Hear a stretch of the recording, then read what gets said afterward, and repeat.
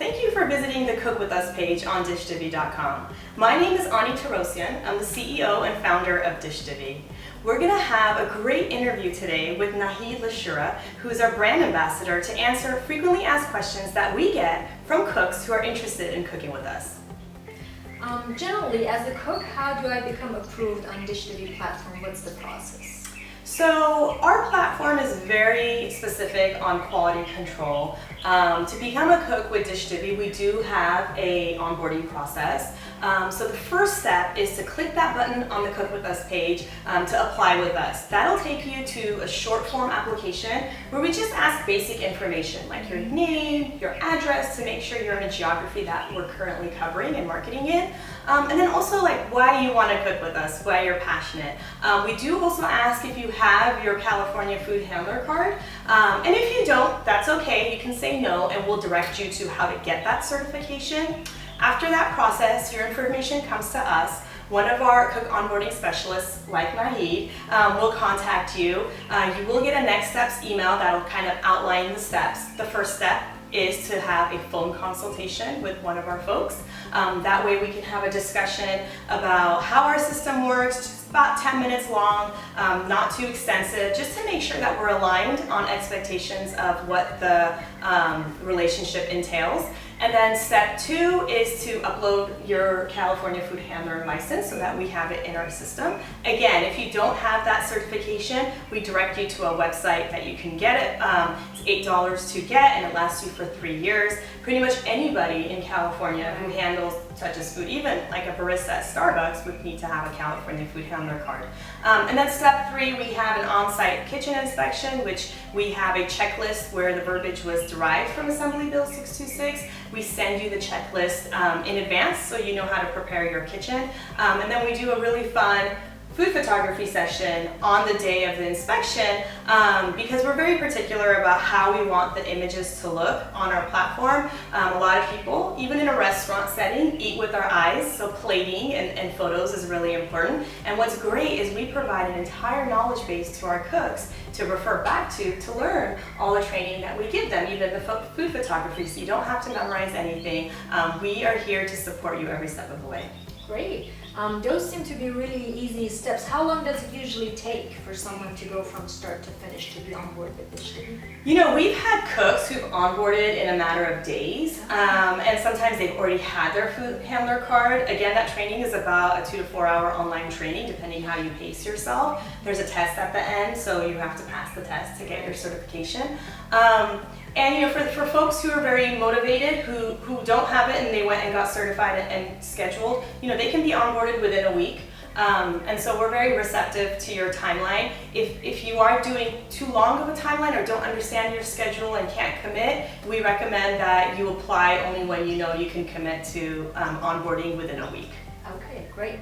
Also, another question that we get frequently is there a cost for people to join as a cook, or is there a cost for them when they want to post a dish? So no, there's no cost. When you That's post great. a dish, the way that we monetize the platform, cooks keep 85% of the transaction and we take 15% as a commission marketing fee. However, there's no listing fee, kind of like to lease space on our platform. So you we only get paid if you guys get paid. The only cost if you didn't have a food handler card, again, would probably be that $8 where you need to go and pay and take this test online. But there is no fee to get started with us. Okay, great. That's great news. So Ani, for those who are not in the food industry, can you tell us a little what is a food handler card and what does that certification entail? Sure. So food handler cards can be obtained through an online training. The system that we use is efood.com. There's many others. ServeSafe is a very popular one in the industry. Essentially, you take an online course that goes through food safety, public health, personal hygiene that's involved with food preparation. All of these topics, how to keep your food warm at a safe temperature, how to make sure to store food at the proper temperature. And a lot of times as experienced home cooks, we kind of know this as basic knowledge, but it's really important to get a refresher course and to actually take a test on this and get certified. Also, it's the law. If you're handling food, you must have this food handler card. So again, depending on how much you pace yourself, you can get it all done in one shot, probably a couple of hours, and then you take the test. As soon as you take the test, that food handler card PDF file is emailed to you. So you have it instantly, and then you can use the link on that next steps email that I was talking about to upload that to our system so that we have it in our records as well. Great. Can you also share with us what happens during the second step, which is the kitchen inspection?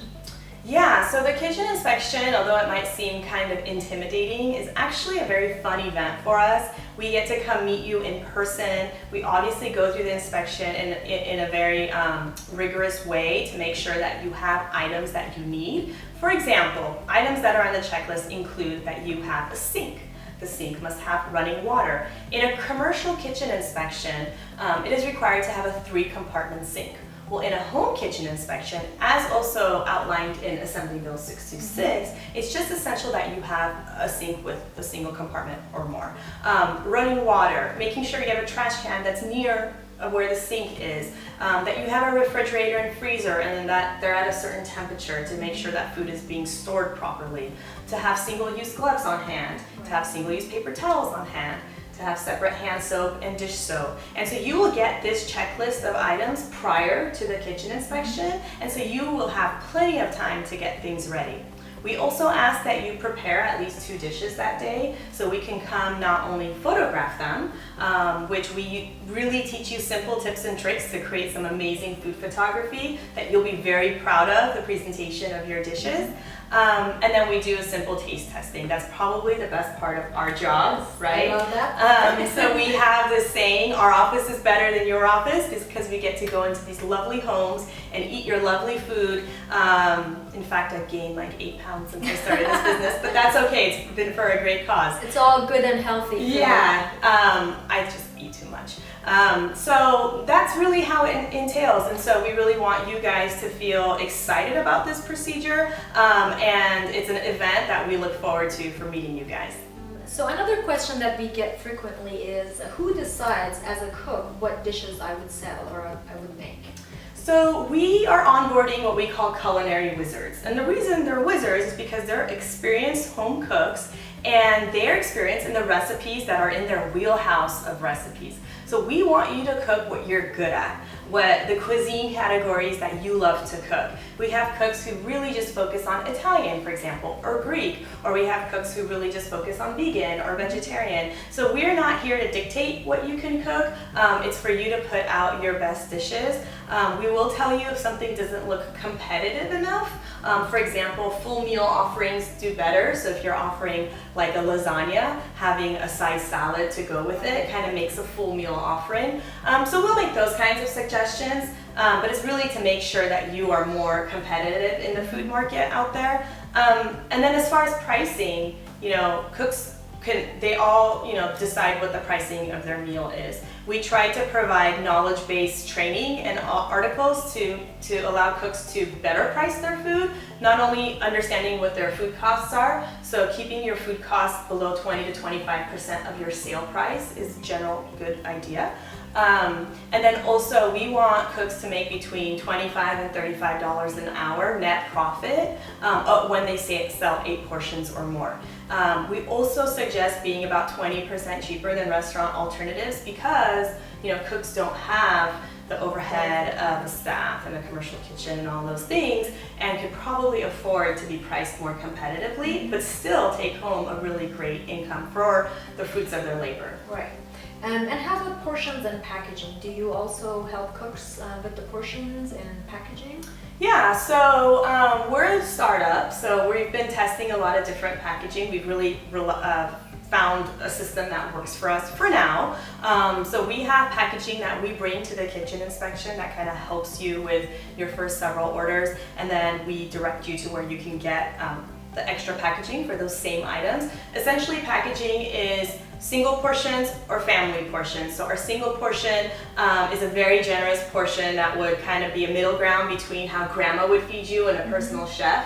And our customers love that because they're getting generous portions. They're feeling really great about the purchase that they made. Family portions are equivalent to 4 singles. And so whatever you package that family portion, you can use our packaging for the family, or I'm sorry, whatever you package your single portion, you can use the packaging that we have for family, which is larger, to make sure you're doing 4 times. So for example, if you were doing the lasagna and the salad, you would put, for a family order, 4 times the amount of lasagna and then 4 times the amount of salad. So all cooks sort of know what their single and family portions are per dish. However, if you forget, we have reminders on every single order confirmation you get through the app, so you don't have to memorize all your portions for all your dishes.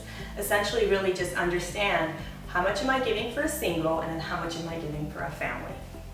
Great. Can you also tell us a little bit about the order time, the cutoff time, and what happens if I get an order last minute that I don't have time to prepare the meal? What happens? Yeah, so when you become an onboarded cook, you get access into our cook management app. And that's an entire interface for you to manage your business.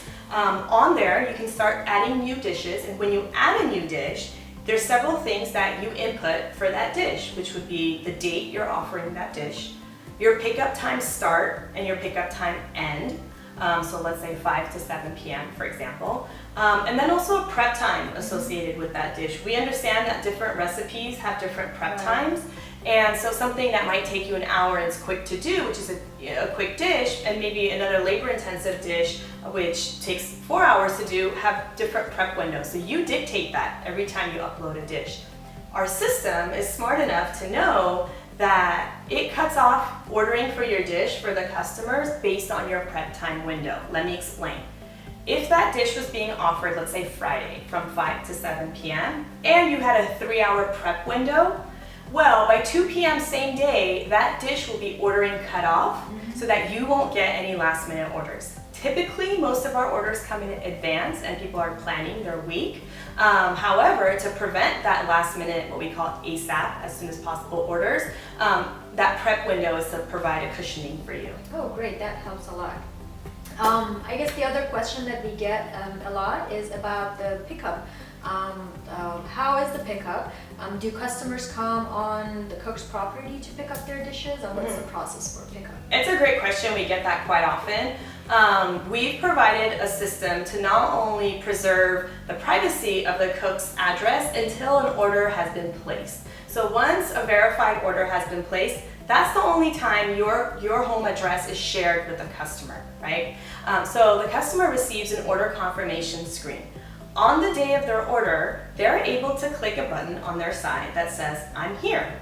And essentially they come to curbside, they click the button, I'm here, and then that sends a notification to the cook that, hey, your customer's outside, and then you have your order bagged and ready and you take it out to curbside to the customer. There's really no customers coming onto your property or coming into your home, and customers enjoy that because curbside pickup in our busy lifestyles is very easy. Right. And then us providing the technology to facilitate that has become really useful for the cooks. Great. And what is the payment process? How do I get paid as a cook? So again, you get 85% of the transactional subtotal, and we keep 15%. We do charge a 5% service fee to the end consumer. However, that doesn't come out of the cook's pay. Anytime we provide discounts or things that the corporation is giving as promotions, it doesn't come out of the cook's pay, so that you're encouraged to go promote these discount codes as well. As soon as you give the food to a customer at curbside, there's a button on your order confirmation to confirm food handoff. And as soon as you do that, 48 hours later, that money is direct deposited into your checking or savings account. That works for me. Get paid immediately. Yeah. And I believe one of the last questions that just comes to my mind is, how do I upload a new dish on the platform, and is there a maximum number of dishes that I can have as a cook? Yeah. It's a really good question too, because a lot of times cooks think that we just came for their kitchen inspection and it's those 2 dishes that they're stuck with forever. Well, that's not the case. That's just to get you started. There's a dish uploading wizard that we've created in the app for you all that goes step by step and lets you add a new dish. You can add the title, the description, the price, the ingredients, and it's very easy to use. Cooks that upload between 15 to 20 dishes are usually our most popular cooks because they're offering variety to their neighborhood and their customers. So that's a really important factor when thinking to cook with us of, write down the top 30 recipes that come to your mind and really start planning out how you can start adding those in the coming weeks. Great. Okay, I think this session was great. We got a lot of your questions answered. If you still have any more questions, feel free to reach out to us through email or phone calls. We are always here to answer your questions. But before I close, Ani, do you have anything else that you would like the cooks to know?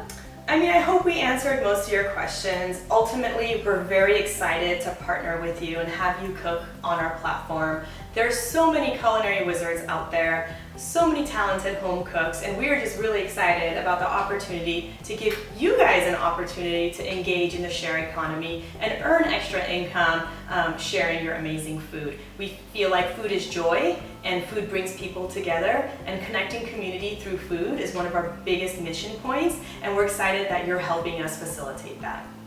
So click that link and let's get cooking. See you next time.